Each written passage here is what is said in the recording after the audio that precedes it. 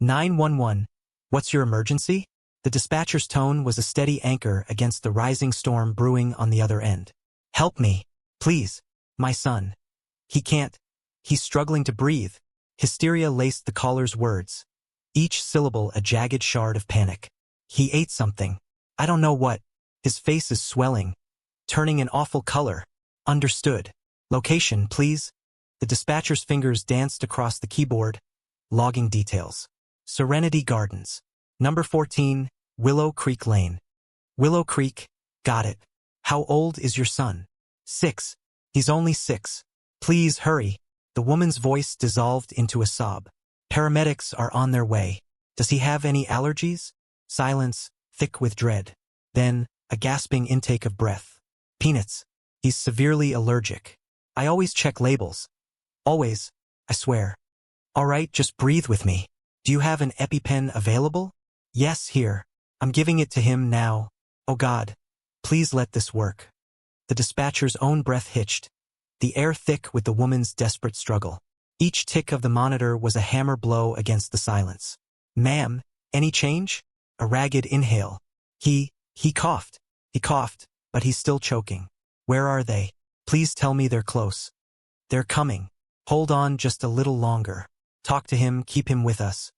Willow Creek Lane in Serenity Gardens. The very name was saccharine, cloying. Identical houses stood sentinel behind emerald lawns and precisely trimmed topiaries. It was a haven of sameness, where any deviation from the prescribed aesthetic code invited the wrath of Mrs. Abernathy, the self-appointed arbiter of suburban perfection. No street hockey, no unauthorized fence heights, and certainly no parking on the pristine grass. Yet, beneath the flawless facade, a pressure cooker of hidden anxieties sizzled. Maintaining appearances demanded constant vigilance, and the relentless pursuit of perfect harmony exerted a terrible toll.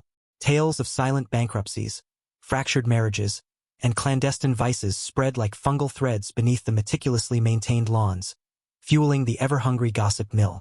The paramedics, lights flashing and sirens screaming, raced toward Serenity Gardens, their arrival a discordant note in the carefully orchestrated symphony of suburban life. But even their urgency couldn't untangle the community's illogical design. Conceived for curb appeal rather than functionality, the streets twisted and turned in a baffling web of cul-de-sacs and dead ends. The driver swore under his breath, his eyes glued to the GPS screen.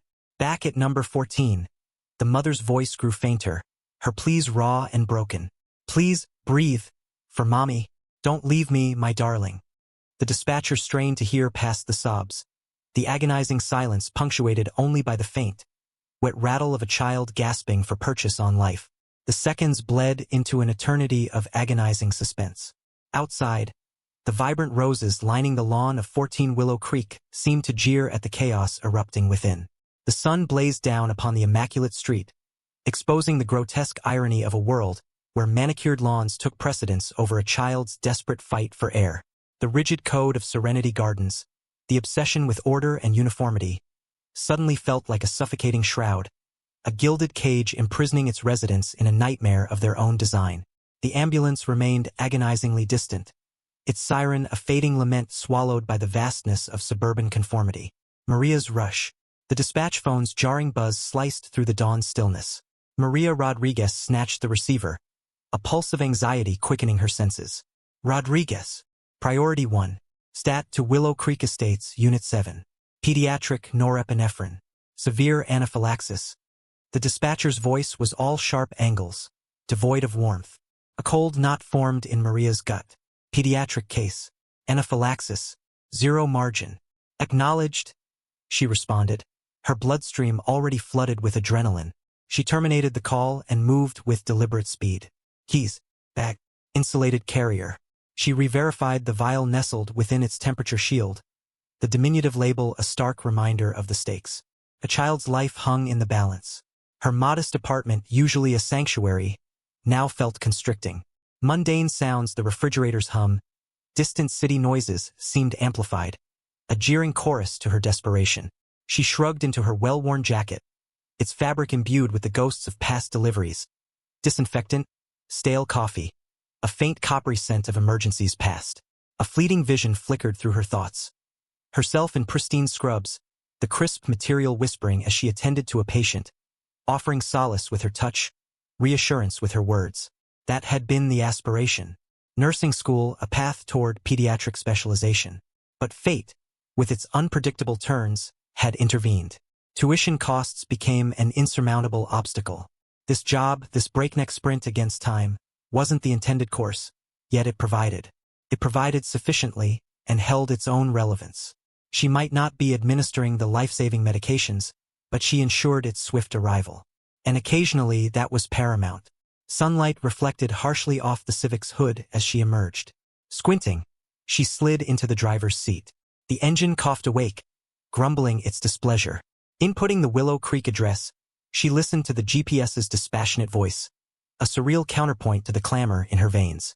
Traffic already congested the freeways, a sluggish, metallic serpent. Maria tightened her grip on the steering wheel, her knuckles bone-white. She navigated the lanes with practiced aggression, a calculated gamble. Ignoring the cacophony of horns, she maintained a laser-like concentration. Every stoplight was an agonizing delay, each obstruction a personal affront. Mentally, she ran through the delivery protocol. Unit 7. The security checkpoint. The inevitable inquiries. She'd played this scene before. Distressed parents, agitated doctors, the palpable dread permeating the air. She would project composure, efficiency, invisibility. She would deliver the medication and vanish, a fleeting figure in the theater of their crisis. Willow Creek Estates stood as a bastion of impeccably maintained grounds and imposing gates. The kind of enclave where security reigned supreme and urgency was a disruptive inconvenience. Maria braced herself. This would be a battle for every second, every precious inch, a battle for a young life, and she was more than ready. The gatekeeper. The Arizona sun beat down on Harold Jenkins' meticulously pressed uniform, turning the polyester into a sweltering prison. Harold didn't mind. Discipline was a virtue, and a little discomfort was a small price to pay for maintaining order in Serenity Gardens. He puffed out his chest, the polished badge glinting on his breast pocket as he patrolled the entrance gate in his golf cart. A golf cart wasn't exactly intimidating, he knew, but Harold made it work. He sat ramrod straight, his eyes scanning the approaching vehicles with the vigilance of a hawk. He was the first line of defense, the guardian against chaos, the gatekeeper. He rather liked that. Just yesterday, a pizza delivery guy had tried to sneak past without proper authorization. Harold had intercepted him with a stern halt. Unauthorized vehicle detected. The kid, no older than 20, had stammered something about a forgotten gate code, but Harold hadn't budged. Policy is policy, he declared, pointing to the prominently displayed sign outlining visitor regulations. The pizza, smelling deliciously of pepperoni and regret, had remained uneaten, cooling in the Arizona heat until its rightful owner could retrieve it. Harold had made sure of that. He circled back to the entrance kiosk, adjusted his cap, and reviewed the visitor log for the 5th time that morning. Everything was in perfect order, or so he thought. A beat-up sedan, its paint faded and peeling, rattled to a stop before the gate. Harold narrowed his eyes. This didn't look like the type of vehicle that belonged in Serenity Gardens. The driver, a woman with tired eyes and a determined set to her jaw, rolled down her window. "I need to get in," she said, her voice tight. Harold cleared his throat. "Name and address of the resident you're visiting, please." "It's Maria Rodriguez. I don't have an address." Harold raised a skeptical eyebrow. "Ma'am, I can't let you in without an address. It's protocol. Look, this is an emergency. I really need to see her." Her voice was rising, laced with desperation. Harold leaned forward, peering into the car. He noted a small bag on the passenger seat. A doctor's bag, maybe? Still, protocol was protocol. "I understand, ma'am, but rules are rules. It's for the safety and security of our residents. If you could just provide the address." "I told you, I don't know the address. Just call Maria Rodriguez. She'll vouch for me. Please, it's really important." The woman's hands were trembling slightly. Harold remained unmoved. He reached for the radio on his belt. "I'm going to need to verify your identity and the nature of your visit. Please step out of the vehicle." The woman hesitated, her eyes darting around as if searching for an escape. Harold's hand tightened on the radio. He wasn't going to let this outsider disrupt the peace of Serenity Gardens. Not on his watch. He was the gatekeeper, after all, and he would fulfill his duty, even if it meant delaying a desperate woman and her mysterious bag.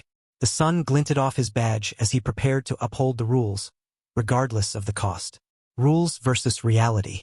The wrought iron gates of Serenity Gardens, a somber testament to affluence, cast long shadows. Maria braked hard, the medic's insignia on her vehicle glaring in the afternoon heat. She burst from the driver's seat, a pulse of desperation driving her. I need immediate access. Emergency delivery. A figure emerged from the gatehouse, Harold Jenkins, swallowed by his ill-fitting uniform. He adjusted his glasses, his gaze a suspicious probe. Serenity Gardens is private property. An appointment, perhaps. No time. Medical emergency. Specialized blood en route to a patient. Urgency is paramount. Maria gesticulated toward the refrigerated unit. A life hangs in the balance. Harold, an unyielding bulwark of procedure, didn't budge.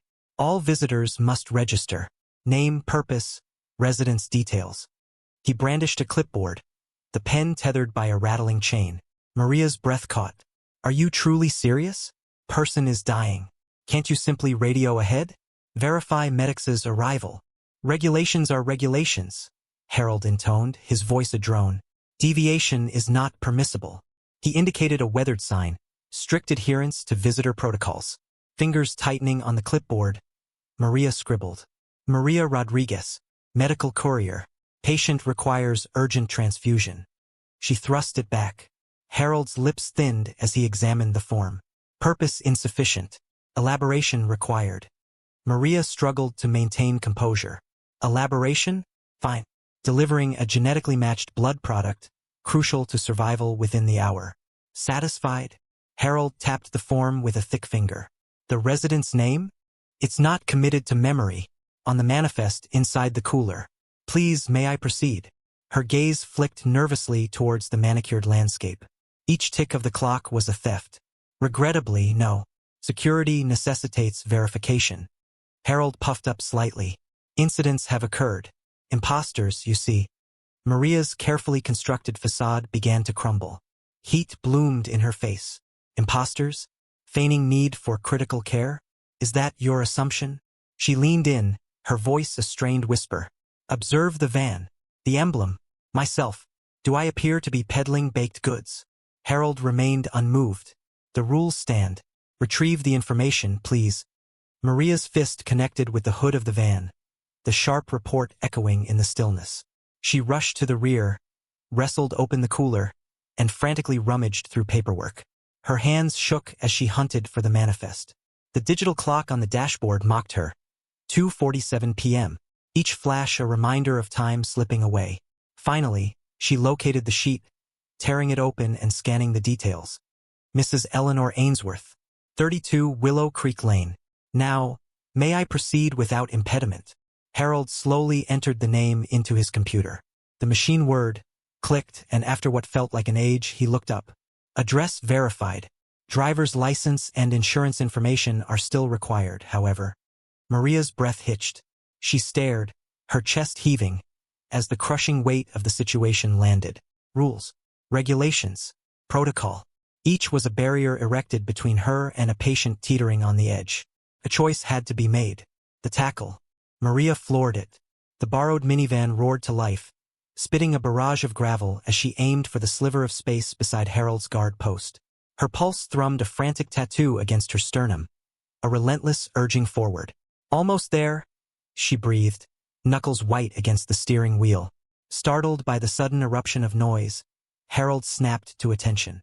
Moments before, he'd been meticulously buffing his belt buckle to a mirror sheen. Now, his eyes magnified behind thick lenses, widened in disbelief. Halt! Unauthorized access! He barked, his voice a strained squeak.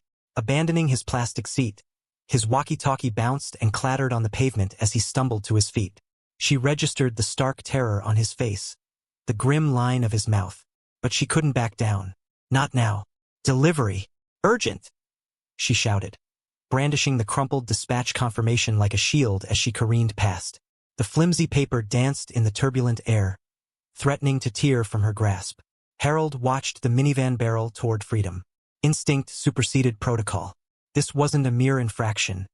It was a violation. A surge of adrenaline coursed through his veins. He'd rehearsed this scenario in countless drills. He would not be found wanting. With surprising agility for a man of his stature, he launched himself toward the fleeing vehicle, driven by years of ingrained responsibility. He reached it just as it cleared the gate. Grunting with effort, he flung his arm, hooking it around the side mirror. He clung on, boots scrabbling for purchase on the unforgiving asphalt. A sharp report echoed as the mirror sheared off, dangling precariously by its wires. Maria swore under her breath. She wrenched the wheel, attempting to dislodge him, but Harold persevered, now half running, half being dragged in its wake. "Stop! Immediately!" he roared, his features twisted in a mask of exertion. The taste of grit filled his mouth. He was the bulwark, the shield against chaos. Maria's response was immediate. She slammed on the brakes. Caught completely off guard, Harold was catapulted forward. He slammed into the unforgiving ground, the impact stealing his breath.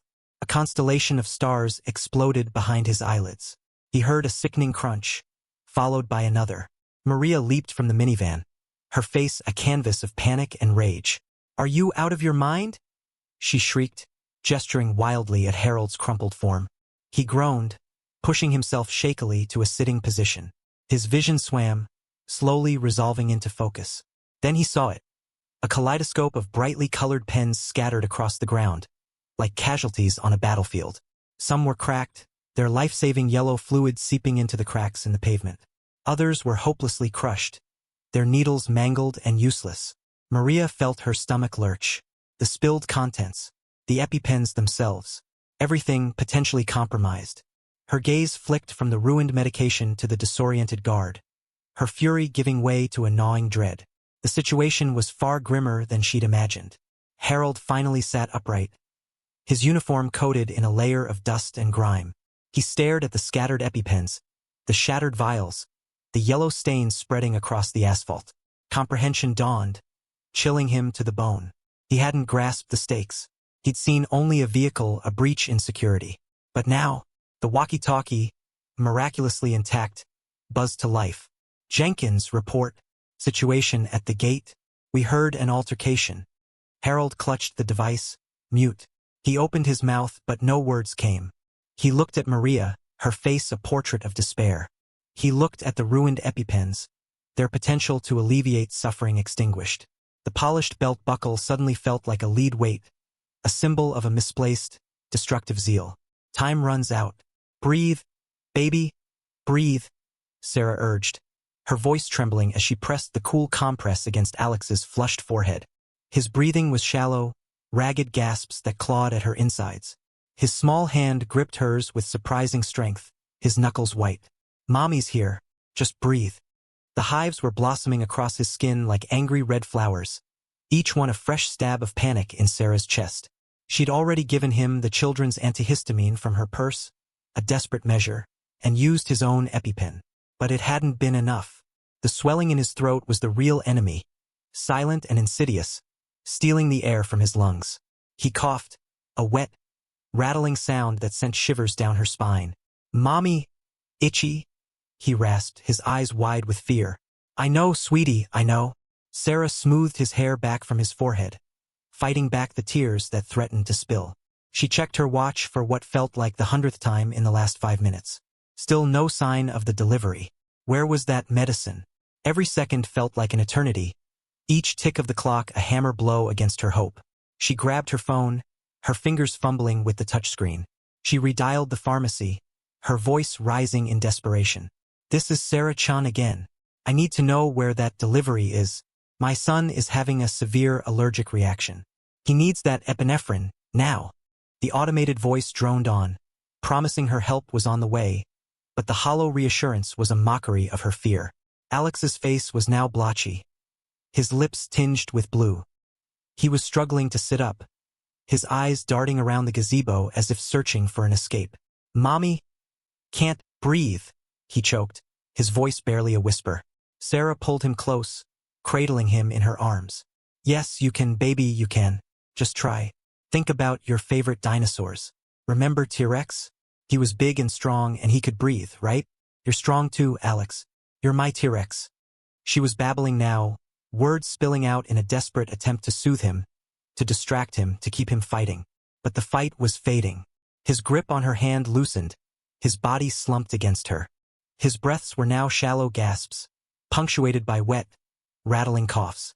Sarah's heart hammered against her ribs, a frantic drumbeat against the silence of her terror. Where was the medicine? She pictured the delivery driver, held up by the security guard, every precious second ticking away. The HOA rules, the bureaucracy, it all seemed so absurd, so monstrously insignificant in the face of her son's suffering. She laid Alex down gently on the gazebo floor, her hands trembling as she checked his pulse. It was weak, thready, barely there. Panic clawed at her, a cold, suffocating wave threatening to drown her. She pressed her ear to his chest, listening for the rise and fall of his breath, straining to hear the faintest sound. Nothing. "Alex!" she screamed, her voice raw with despair. "Alex, wake up. Mommy's here. Don't leave me, baby, please." She began chest compressions, her hands shaking so violently she could barely keep them in place.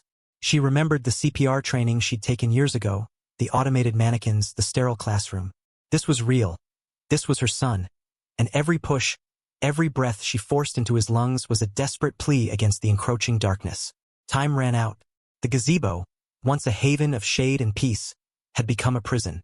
The sun beat down on her back, the vibrant colors of the garden mocking her despair. All she could hear was the frantic pounding of her own heart, the rasp of her breath, and the chilling silence of her son. A shocking revelation. The horn blared again, an insistent, almost desperate cry that bounced off the manicured hedges. Harold Jenkins stood his ground, arms crossed, a monument of stubbornness. He checked his watch. 7:03 a.m. Still too early. Rules were rules. A woman's voice, sharp and laced with panic, cut through the air. "Please, sir. My son needs help. It's an emergency." Harold remained unmoved. He'd heard it all before. Excuses, sob stories, attempts to manipulate him. He'd seen it all in his 15 years guarding the gates of Whispering Pines. Suddenly, a figure detached itself from the cluster of onlookers that had begun to gather at the edge of the property. A woman, hair pulled back in a messy bun, wearing a faded floral dressing gown, was barreling towards him, her face a mask of fury. "Harold Jenkins, you obtuse old fool!" she shrieked, her voice carrying over the idling Mediquick van. "Do you have any idea what's going on here?" Harold bristled. "Mrs. Henderson, I am simply following protocol." "Protocol? A child is choking. You imbecile. And that child," she jabbed a finger towards the Mediquick van, "is being treated by paramedics right now because you wouldn't let them in." Mrs. Henderson, he knew, lived 3 houses down from the Bradshaws, the ones with the perpetually overgrown rose bushes. He'd issued them a warning just last week. "I fail to see how this concerns you, Mrs. Henderson," Harold said, his voice tight. "Concerns me? That's my next-door neighbor's grandson. You blithering idiot. Don't you even recognize the Mediquick vans? They've been there twice this month already because little Alex has some kind of respiratory condition." She was close now, close enough for Harold to smell the faint scent of lavender and something else, something acrid and sharp, fear. Harold felt a flicker of unease, a tiny tremor in his resolve. "Alex Bradshaw?" he stammered. Mrs. Henderson's face crumpled. "Yes, Alex Bradshaw. Your daughter, Carol, is Alex's mother. Harold, your daughter, your grandson. Are you finally understanding me?" The words hit Harold like a physical blow. Carol. His Carol. He hadn't spoken to her in years. Not since she'd married that artist and moved away. He hadn't even known she had a child, a grandson, and that grandson was suffering. The blood drained from Harold's face. The manicured lawns of Whispering Pines seemed to blur, the perfectly symmetrical hedges swaying like drunken sailors. He felt a sudden, sharp pain in his chest, a squeezing, constricting sensation that made it difficult to breathe. The blare of the Mediquick horn faded into a distant hum. His carefully constructed world, a world built on rules and order, fractured. Protocol evaporated. The rigid posture he'd maintained for so long faltered, and he swayed, reaching out to the cold metal of the gate for support. "Carol, she never told me," he whispered, the words catching in his throat. Mrs. Henderson stared at him, her anger slowly giving way to something that looked almost like pity. "No, Harold, she probably didn't. You made that pretty clear, didn't you?" She paused, then softened her tone. They're doing everything they can for him. Maybe you should go see him. Harold stared at the Mediquick van, the red and white paint blurring through a sudden rush of tears. His grandson, Alex, he fumbled for the remote, his hands shaking so violently he could barely grasp it. The gate began to slowly swing open, the mechanical whirring a mournful dirge in the morning air. Race against death. Shame, acrid as spoiled milk, coated Harold's tongue as he scrambled. Let me, I can help. Ignoring the crunch of glass shards biting into his knees, he knelt beside Maria. The EpiPens lay scattered like fallen dominoes, some fractured, others miraculously spared. He sifted through the mess, each touch a stark reminder of his colossal failure. Incompetent, Maria hissed, fury barely leashed in her tone. She seized a slightly bent, yet intact, pen. Every second, the unspoken words reverberated in the close air, thick with humidity. He noticed the crimson bloom staining her jeans, the wince accompanying her every movement. Easy, Maria, you're injured. He scooped up the pens, shoving them into the medical bag, the coppery scent of blood sharp in his nostrils. Just tell me where to go. Jenkins, Alex Jenkins, 14 Elm Street. A ragged cough tore through her. Peanuts, I forgot. His mother? She doubled over, then straightened with a visible act of will. Just go. Harold didn't need further prompting. Elm Street, Alex, the inquisitive kid, always curious about the surveillance system. He bolted toward the golf cart, coaxing the engine to life with shaky hands. He pushed the little vehicle beyond its limits, it bucking and swaying down the asphalt ribbon. The image of Alex's bright face seared onto his mind. He skidded to a halt before number 14, the engine sputtering its last breath. The front door stood ajar, revealing Sarah's voice, a desperate keening. Alex, baby, breathe. Please, breathe for mommy. He plunged through the doorway. Sarah knelt on the floor, Alex a ragdoll in her arms, his face mottled and swollen. His breath came in shallow, rattling gasps. A discarded peanut butter cookie lay nearby, an accusing witness. Sarah's eyes, wide with raw panic, locked onto his. A cookie? I didn't see. Harold thrust the bag at her. EpiPen, Maria said. He couldn't utter the words, couldn't voice his culpability in this nightmare. Sarah's fingers, trembling uncontrollably, battled with the bag, unable to secure a grip. Harold took an injector, his own hands surprisingly rock-steady. He snapped off the safety. Where? His voice was a low, strained command. Thigh! Sarah choked, tears cascading down her cheeks. His thigh! He drove the EpiPen into Alex's leg, applying firm pressure until the telltale click echoed in the room. Sarah gasped, then held her breath, her gaze pinned to her son with agonizing intensity. An eternity stretched between seconds, pregnant with dread. Then, Alex shuddered with a deep, wet cough that convulsed his small frame. A ragged, desperate breath filled his lungs. His eyelids flickered open. Mommy! The word was a fragile rasp. Sarah dissolved in sobs, enveloping him in a fierce embrace. Oh, Alex, my baby, my precious baby. Harold staggered back, seeking support against the wall, all color draining from his face. Never had he experienced such a potent blend of relief and searing self-reproach. He had almost extinguished this child's life, almost shattered this family. He watched as Alex, still ashen and weak, nestled into his mother's arms, his breathing gradually finding its rhythm. He understood this wasn't the end. He would have to confront the repercussions of his negligence. But for now, in this fragile moment, Alex breathed. And that was all that mattered. Aftermath and reconciliation. The fluorescent lights of the Serenity Gardens management office hummed, mirroring the frantic energy that still thrummed beneath Maria's skin. The president of the HOA, a woman with a permanent air of suspicion, fidgeted with a pen, avoiding Maria's gaze. The board has reviewed the incident, Ms. Rodriguez. Your commitment to your delivery is commendable. Commendable felt hollow, considering the bruises blooming on her arm. We will, of course, cover your medical expenses. Before Maria could retort, a TV screen flickered to life behind the president. A local news anchor, her voice crisp and professional, announced, Maria Rodriguez, a medical courier, is being hailed a hero after a tense standoff at the gates of Serenity Gardens yesterday. Ms. Rodriguez, carrying a vital blood delivery for a young resident suffering a severe allergic reaction, was initially denied entry by the gate guard. Her persistence, and ultimately her resourcefulness, ensured the child received the life-saving transfusion in time. The segment cut to a shaky cell phone video of Maria vaulting the gate, her backpack bouncing. Maria stared, speechless. The president cleared her throat. As you can see, Ms. Rodriguez, your actions garnered attention. Positive attention. We appreciate your discretion in not pressing charges regarding the misunderstanding. Meanwhile, Harold sat slumped in a chair in a smaller, far less opulent office.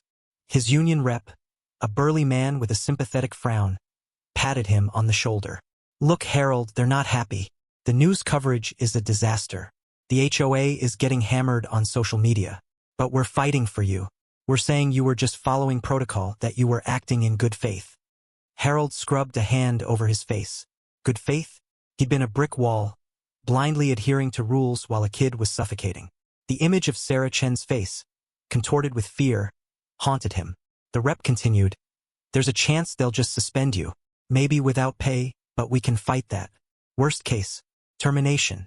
And potentially, though unlikely, legal action from the Chens. Harold barely registered the words. All he could hear was the echo of his own stubbornness. Serenity Gardens, in a whirlwind of damage control, announced a complete overhaul of its emergency response procedures. A press release, blasted across every local news outlet, detailed a new system for verifying emergency medical deliveries, direct communication lines to local hospitals, and mandatory sensitivity training for all security personnel. The HOA president even made a public apology, albeit a carefully worded one, acknowledging the unfortunate delay and praising the dedication of all parties involved. Days bled into weeks. Harold stayed inside, the blinds drawn. The phone rang incessantly, mostly reporters sniffing for a juicy story. He ignored them all. One afternoon, a small, hesitant knock echoed through the apartment. He peered through the peephole. Sarah Chun stood on his doorstep, Alex clinging to her leg. He opened the door a crack. Ms. Chun. Sarah held up a hand. Alex wanted to thank you. Alex, his eyes wide, stepped forward. Thank you for letting Maria in, even though you didn't want to at first. He held out a small, clumsily drawn picture of a superheroine with a red backpack. That's Maria. She saved me. Harold's throat tightened. He knelt down, meeting Alex's gaze. You're very welcome, Alex. I'm glad you're okay. He noticed the faint scratches on Alex's arm from when he fell. A wave of shame washed over him. Sarah's expression softened, just a fraction. He also wanted to give you this. She handed him a small, brightly colored Lego creation, a miniature gatehouse, complete with a tiny, blocky figure standing guard. Harold stared at it, a silent acknowledgement passing between them. The silence stretched, thick with unspoken words and lingering regret. I need to get him home, Sarah said quietly, Alex already tugging at her hand. He has homework. As they turned to leave, Alex looked back, waving tentatively. Harold managed a weak smile, clutching the Lego gatehouse. The door closed, leaving him alone in the dim apartment, the plastic bricks a small, fragile bridge across a chasm of his own making. The hum of the fluorescent lights seemed a little less oppressive now. Perhaps, just perhaps, there was a way back.